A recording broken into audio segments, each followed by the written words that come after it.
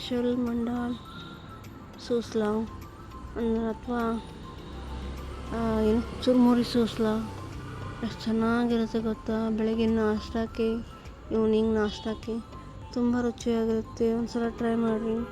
Hi hello ನಮಸ್ಕಾರ, welcome back to ಗುಬೀಸ್ cooking and blog ಚಾನಲ್ಗೆ ಎಲ್ಲರಿಗೂ ಸ್ವಾಗತ. ನಾನು ನಿಮ್ಮ ಗೀತಾ ಪಾಟೀಲ್. ಸೊ ಫ್ರೆಂಡ್ಸ್, ಇವತ್ತಿನ ರೆಸಿಪಿ ಅಂತ ಬಂದುಬಿಟ್ಟು ನಮ್ಮ ಉತ್ತರ ಕರ್ನಾಟಕ ಸ್ಪೆಷಲ್ ಮಂಡಾಲ್ ಸೂಸ್ಲಾ ಹೇಗೆ ಮಾಡೋದು ಹೇಳ್ಕೊಡ್ತೀನಿ. ನಮ್ಮ ಮನೇಲಿ ನಾವು ಯಾವ ರೀತಿ ಮಾಡ್ತೀನಿ ಅಂತ ನಿಮ್ಗೆ ತಿಳಿಬೇಕಾಗಿದ್ದರೆ ಪೂರ್ತಿ ವಿಡಿಯೋನ ಸ್ಕಿಪ್ ಮಾಡಿದೆ ನೋಡಿರಿ, ಅಂದರೆ ನಿಮಗೆ ತಿಳಿಯುತ್ತೆ. ಬನ್ನಿರಿ ಲೆಟ್ಸ್ ಸ್ಟಾರ್ಟ್.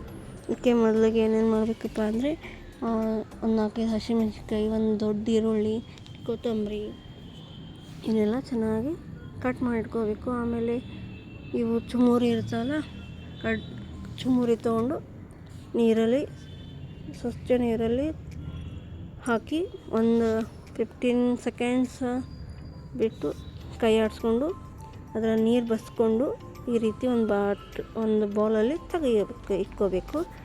ನಾನು ಒಗ್ಗರಣೆಯಲ್ಲಿ ಉಪ್ಪು ಸಕ್ಕರೆ ನಿಂಬೆಹಣ್ಣು ಹಾಕ್ಕೊಳ್ಳಲ್ಲ. ಇದ್ರ ಮೇಲೆ ಡೈರೆಕ್ಟಾಗಿ ಹಾಕ್ಕೋತೀನಿ ನೋಡಿರಿ ನಾನು ಚುಮುರಿ ಮೇಲೆ.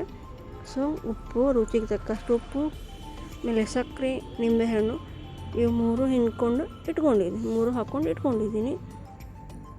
ಸ್ವಲ್ಪ ಕೈ ಆಡಿಸ್ಕೊಳ್ಳೋಣ, ಎಲ್ಲ ಹೊಂದ್ಕೋಬೇಕಲ್ಲ, ಕೈ ಆಡಿಸ್ಕೊಂಡು ತೆಗೆದಿಟ್ಕೊಳ್ಳೋಣ. ಇವಾಗ ಏನು ಮಾಡಬೇಕು ನೆಕ್ಸ್ಟ್ ಅಂದರೆ, ನೋಡಿ ಈ ರೀತಿ ಬಂದಿದೆ, ನೀರೆಲ್ಲ ಸೋಸ್ಕೊಂಡು ಈ ರೀತಿ ಇದನ್ನು ಮಾಡಿದ್ದೀನಿ.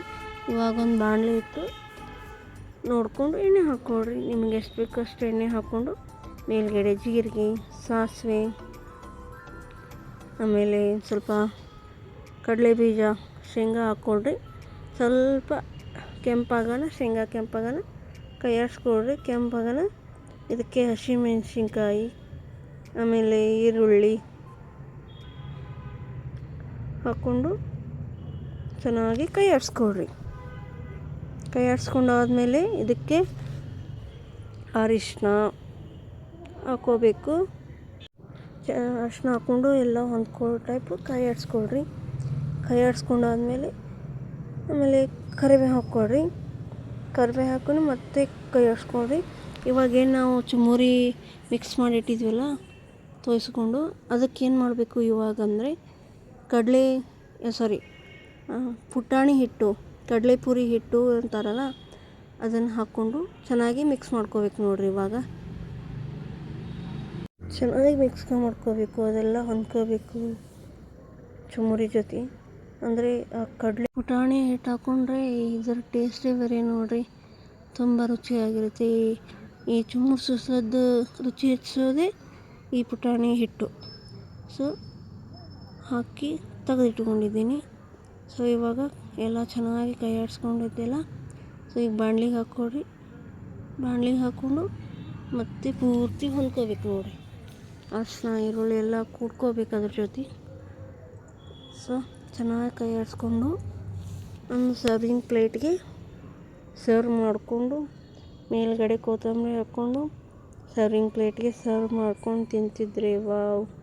ಅದರಲ್ಲೂ ಇದ್ರ ಜೊತೆ ಮಿರ್ಚಿ ಬಜ್ಜಿ ಇದ್ದರೆ ಅಂತೂ ತುಂಬ ರುಚಿಯಾಗಿರುತ್ತೆ. ನಾನು ಯಾಕೆ ಮಾಡ್ಕೊಂಡಿದ್ದಿಲ್ಲ ಅಂದರೆ, ಮಾರ್ನಿಂಗ್ ನಾಷ್ಟಕ್ಕೆ ಮಾಡಿತ್ತಿದ್ದು. ಸೊ ಮಾರ್ನಿಂಗ್ ಎಣ್ಣೆದು ಬೇಡ ಅಂತ ನಾನು ಮಾಡಿದ್ದಿಲ್ಲ. ಸೊ ನೀವು ಇದ್ರ ಜೊತೆ ಮಿರ್ಚಿ ಬಜ್ಜಿ ಮಾಡ್ಕೊಬೋದು ನೋಡಿರಿ. ತುಂಬ ಇದ್ರದ್ದು ಕಾಂಬಿನೇಷನ್ ಅಂದರೆ ಮಿರ್ಚಿ ಬಜ್ಜಿ.